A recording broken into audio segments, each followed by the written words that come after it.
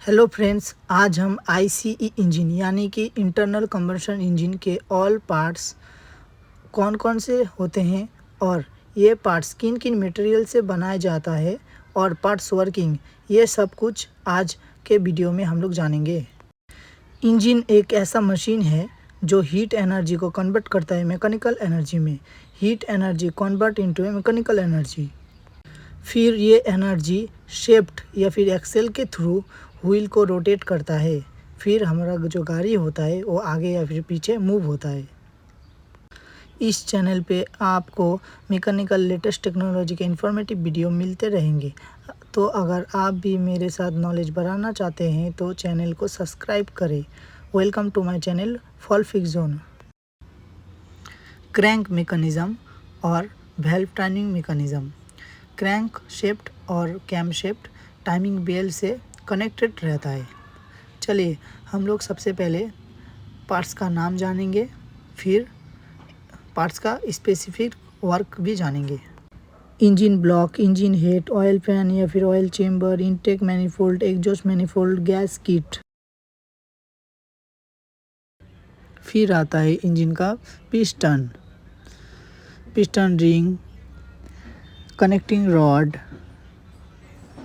Crank शेफ्ट, camshaft, flywheel, connecting rod bearing, main bearing, bearing cap. Camshaft से शुरू करते हैं। Cam शेफ्ट engine का एक इम्पॉर्टेंट हिस्सा है। कैम शेफ्ट के रोटेशन के वजह से ही एयर इनटेक और exhaust intake valve open and close हो पाता है। ये कैम शेफ्ट टाइमिंग चेन और टाइमिंग बेल्ट के थ्रू क्रैंक शेफ्ट से कनेक्टेड रहता है। कैम शेफ्ट इंजन का टॉप में लगता है और ये कैम शेफ्ट बनाने के लिए जो मटेरियल के यूज़ होता है वो है alloy steel. Cylinder head. Cylinder head engine के एक महत्वपूर्ण हिस्सा है जो सिलेंडर ब्लॉक के ऊपर बैठता है। ये हेड बनाने के लिए कास्ट आयरन एंड एल्युमिनियम का यूज़ होता है। बॉटम में लगता है सिलेंडर ब्लॉक, फिर सेंटर या फिर बीच में लगता है हेड गैस्केट और टॉप में लगता है सिलेंडर हेड जो कि ब्लॉक को सील करने का काम करता है। सिलेंडर हेड में एग्जॉस्ट वेल्व और इनटेक वेल्व होता है और होता है कूलिंग होल्स और रहता है स्पार्क प्लग के लिए थ्रेड होल्स।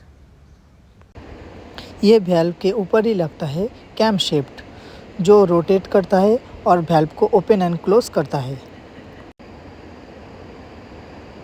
सिलेंडर ब्लॉक जिसे इंजन ब्लॉक के रूप में भी जाना जाता है। सिलेंडर ब्लॉक का टेम्परेचर मेंटेन करने के लिए कूलिंग और लुब्रिकेंट के लिए भी होल्स रहता है। सिलेंडर ब्लॉक को बनाने के लिए जो मटेरियल का यूज़ हुआ है वो है कास्ट आयरन, एल्युमिनियम, एलॉय। ये मटेरियल से ब्लॉक को बनाया गया है। सिलेंडर ब्लॉक को ऐसे डिज़ाइन किया गया है कि कूलेंट और इंजन ऑयल या फिर लुब्रिकेंट आपस में मिक्स ना हो। चले क्रैंक शेफ्ट के बारे में जानते हैं। क्रैंक शेफ्ट जो है ये एक रोटेशनल शेफ्ट होता है जो टाइमिंग चेन के थ्रू कैम शेफ्ट से कनेक्टेड रहता है। पिस्टन कनेक्टेड रॉड से क्रैंक शेफ्ट से जुड़ा हुआ रहता है जिसके वजह से क्रैंक शेफ्ट रोटेट हो पाता है। क्रैंक शेफ्ट को बनाने के लिए एलॉय स्टील का यूज़ होता है।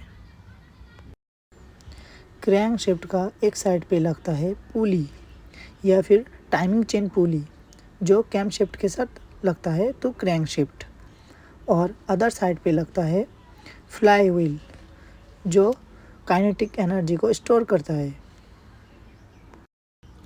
ये जो क्रैंक शेफ्ट है ये क्रैंक शेफ्ट इंजन ब्लॉक के बॉटम में लगता है, मतलब इंजन ब्लॉक का नीचे वाला हिस्सा में लगता है और बियरिंग कैप से क्रैंक शेफ्ट लॉक रहता है।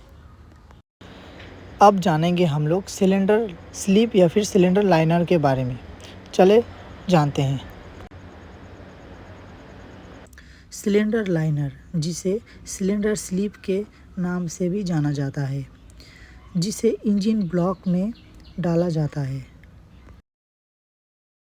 ये सिलेंडर लाइनर को बनाने के लिए alloy iron, silicon, manganese, nickel, chromium और कास्ट सेंट्रीफ्यूगली का यूज़ होता है। ये लाइनर ब्लॉक को डैमेज होने से रोकता है। ऑयल पैन को ऑयल चेंबर नाम से भी जाना जाता है। ऑयल पैन इंजन ब्लॉक के निचला हिस्सा में लगता है, जो कि क्रैंक शेफ्ट को कवर करता है। इंजन में जो इंजन ऑयल डाला जाता है, वो इंजन ऑयल चेंबर में या फिर ऑयल पैन में स्टोर होता है। ड्रेन नट से आप इंजन ऑयल को ड्रेन भी कर सकते हैं। ये चेंबर बनता है स्टील शीट और एल्युमिनियम से।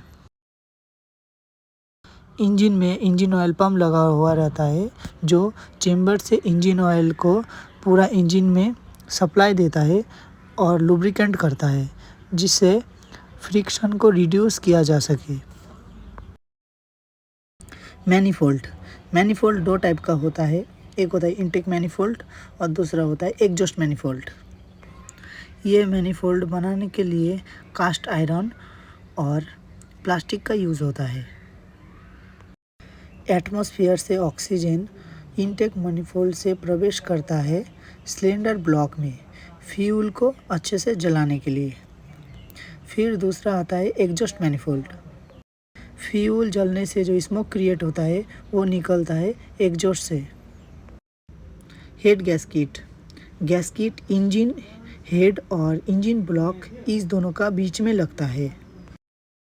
और भी तरह तरह का गैस्किट लगता है, जो कि इनटेक में लगता है, एग्जॉस्ट में लगता है, ऑयल पैन में लगता है। गैस्किट बनाने के लिए जो यूज़ होता है, वो है कॉर्क, रबर और एस्बेस्टस। पिस्टन इंजन ब्लॉक में अप एंड डाउन स्लाइड करके क्रैंक शेफ्ट को रोटेट करता है। अगर इंजन 4 सिलेंडर है तो इंजन में पिस्टन 4 ठो लगेगा। पिस्टन चलने का जो सीक्वेंस होता है, वो है 1 3 4 2। पिस्टन जब ऊपर रहता है सिलेंडर का, तब होता है टॉप डेड सेंटर, और जब नीचे रहता है तब होता है बॉटम डेड सेंटर।